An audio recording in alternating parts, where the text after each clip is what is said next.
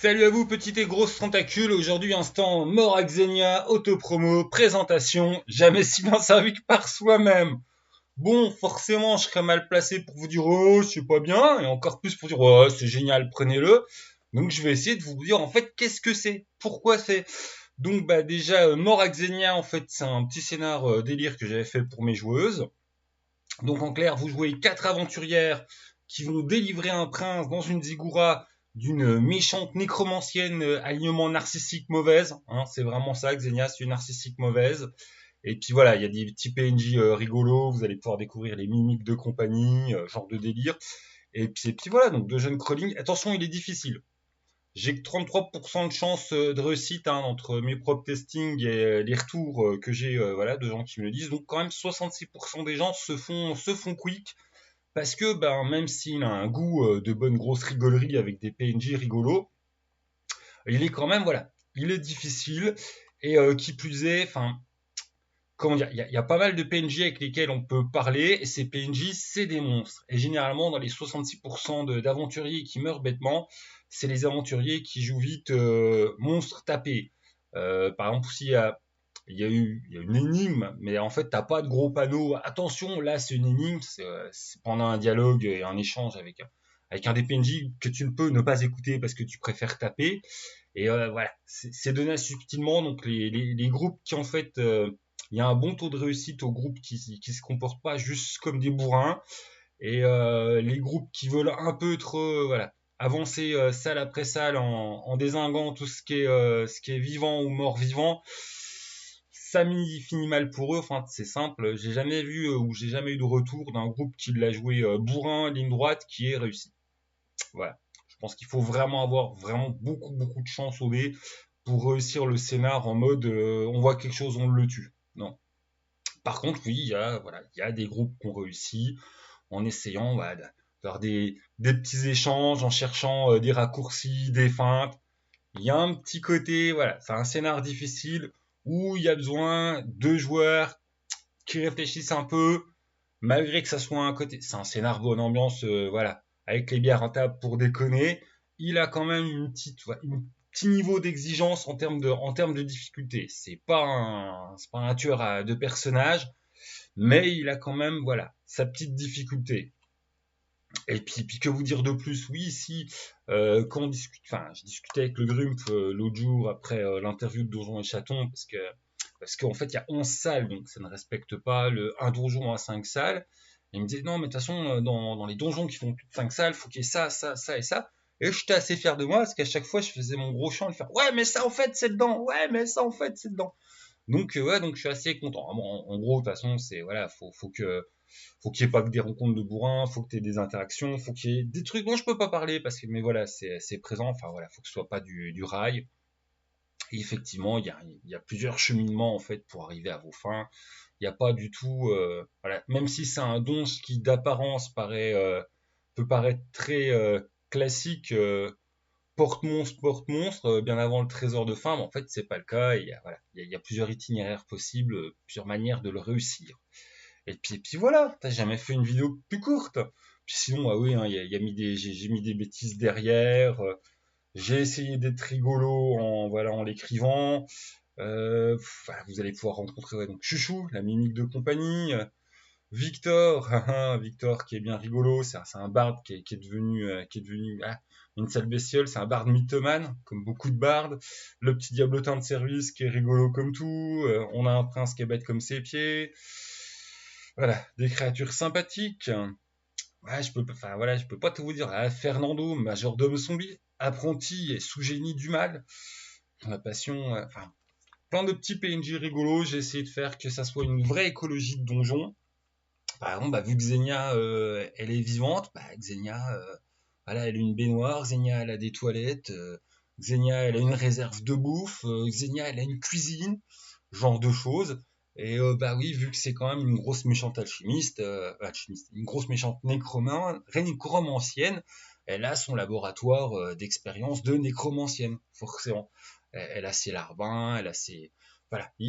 En fait, j'ai essayé de faire un écosystème cohérent, mais en gardant le côté les donges à l'ancienne, et en éliminant vraiment un max de corps. J'ai toujours détesté le truc où t'as monstre, enfin salle après salle, t'as des monstres qui n'ont aucune raison de cohabiter. Tu te demandes pourquoi, s'il y a du bruit dans cette salle, pourquoi le gars qui a 3,50 m il réagit pas. Il est sourd tant que la porte de 5 cm en bois elle est fermée, c'est quoi le problème? Donc tout ça, il n'y a pas. Hein. C'est un donjon qui a de la cohérence. C'est là-dessus que je suis content, même si voilà, c'est pas le donjon super meilleur écrit jamais de la terre. Moi, j'en suis assez content. Un bon petit donjon pour de rigolerie, avec une petite ambiance quand même un petit peu à la haussière, même si c'est du DD5, ça va être du DD5 qui va vous demander, voilà, de perdre les réflexes parce que c'est une rencontre et puis parce que c'est un scénar qui respecte les règles de construction de rencontre. Je vais arriver au bout en chaque fois en tapant. Vous n'arriverez pas au bout en tapant. Voilà. Vous n'avez pas 15 millions de PNJ à rencontrer dans des villages avant pour gratter des infos. Vous avez en fait un écosystème à découvrir dans la Ziggoura. Et voilà. Et bon, ça après, à toi de voir en tant qu'MJ si tes joueurs en fait ils aiment bien les monstres qui sont pas en noir et blanc mais beaucoup plus en gris avec qui tu peux tenter de négocier puis gratter des infos puis te rendre compte que ils sont pas forcément des labins très contents de leur boss où il y a moyen de moyenner avec certains monstres. C'est un scénar qui est pour toi. Voilà. Après, si tu as un groupe justement qui est très fier d'être très très fort en optimisation, ça peut être un bon scénar aussi parce que les règles de construction des scénars des D5 sont respectées. Et si vous voulez jouer en mode ligne droite, on massacre tout ce qui bouge, faut des joueurs qui savent très très bien manipuler les règles et qui aient des persos optimisés. Donc bon, c'est pas le principe du jeu, enfin du don, enfin de Morax Xenia, mais il peut jouer en fait clairement comme ça. Je l'avais pas du tout conçu dans ce sens-là, mais honnêtement, bah ouais, enfin voilà. Ensuite, n'allez pas l'acheter sur Lulu, parce que sur Lulu, en fait, bah ça le vend un peu cher, je trouve. Et puis quand tu payes en plus les frais de port et les droits de taxe, bah du coup tu t'en trouves à 15 balles pour un truc, quand vous dites ça, c'est un peu chiant. Donc j'en ai commandé plusieurs, comme ça, bah en fait ça réduit les frais de port et puis les taxes. Hop, ça fait un achat groupé. Et puis bah je les vends moi-même sur le vieux geek, mon mail. Donc hop, vous m'écrivez, on règle ça par PayPal, bah donc il est toujours à 10 balles et il y a 3 euros de frais de port. Donc ouais, génial, tu as gagné 2 euros. Moi j'y gagne même 50 centimes sur le prix de vente. Waouh, on n'arrête pas le progrès. L'intérêt de passer par moi aussi, c'est que hop, tu as automatiquement le droit à ta petite dédicace. Voilà. Donc, bah, on échangera par mail ce que tu veux comme dédicace. Et puis parce qu'on n'oublie pas les collectionneurs, ceux qui aiment les trucs absolument que numérotés, rien qu'à eux.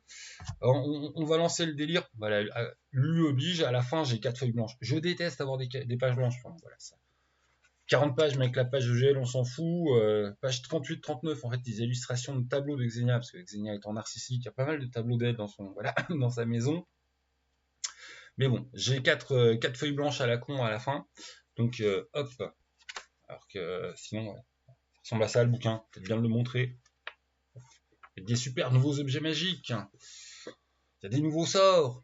Ouais, il y a des nouveaux monstres. Ouais. Ça, c'est rédigé à l'ancienne. Hein, donc, t'as ce que tu dois lire pour le joueur, tous les petits détails à bien avoir pour le MJ.